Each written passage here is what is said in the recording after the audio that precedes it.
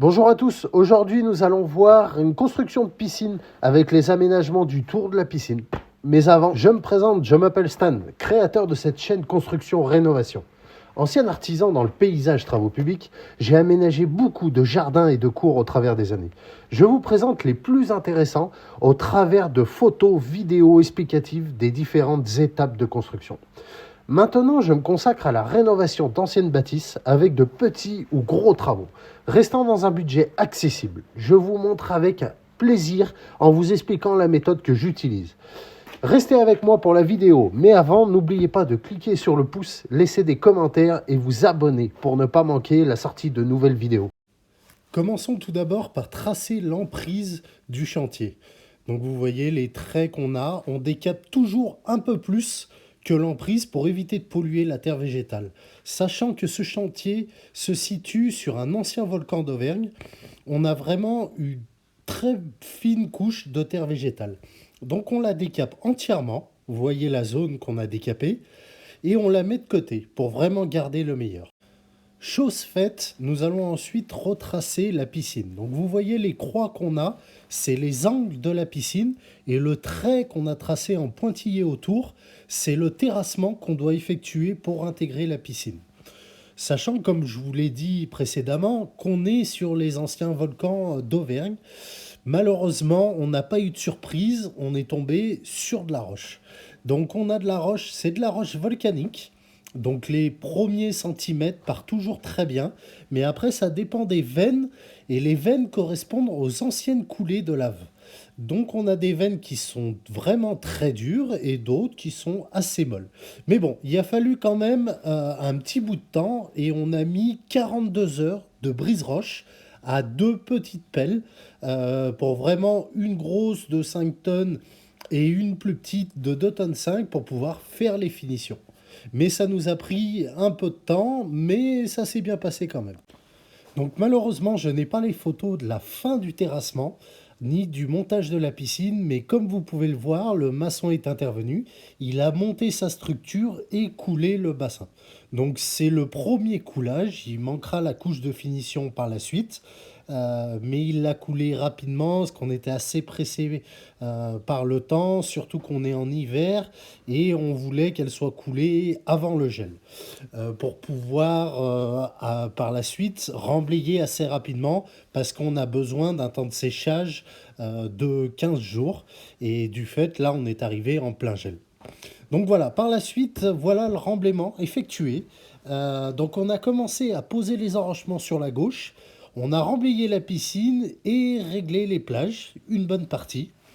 Après, par la suite, on a continué, vous voyez, le mur d'enrochement sur le côté gauche. Et après, on a mis une couche de concassé tout autour qu'on a bien compacté pour accueillir la dalle par la suite. Donc là, comme on avait vraiment une grande surface et qu'il fallait régler les pentes de différents angles, on a vraiment travaillé avec du concassé qui est beaucoup plus simple que la terre. Et surtout, on a pu compacter de partout. Donc vous voyez, on a les prémices du mur d'enrochement.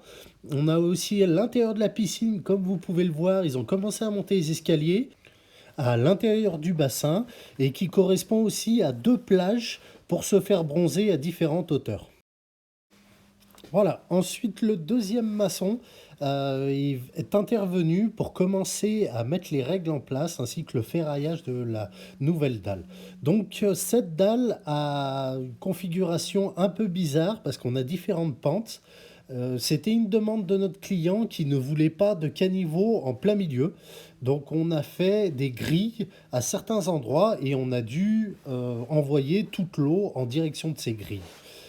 Donc on a les premiers ferraillages, vous voyez, avec les pentes. On a aussi le coffrage du tour de la piscine, ainsi que les fondations du futur petit cabanon, là où il y aura les coffrets électriques et le matériel de piscine. Donc voilà, entre-temps, ils sont un peu avancés sur la piscine. Nous, on est revenu pour finir le mur d'enrochement et remettre les terres en place aux alentours parce que le printemps arrivait et il fallait à tout prix semer le gazon. Donc comme vous pouvez le voir, le carrelage a été posé ainsi que la dalle coulée bien sûr. Désolé, je n'ai pas les photos de ces étapes-là, je les ai perdues. Donc je suis vraiment désolé, mais voilà. Donc vous pouvez voir le carrelage en travertin qui a été posé, ainsi que l'abri qui a été posé directement. C'était important pour la mise en eau de la piscine parce qu'il faisait quand même froid et que c'était plus simple. Donc ça s'est fait un peu précipitamment. Donc voilà. Par la suite, il y a eu l'abri du fond qui s'est monté par un autre maçon, un collègue à nous, ainsi que la charpente. Tout ça pour se dépêcher un peu pour pouvoir semer le gazon.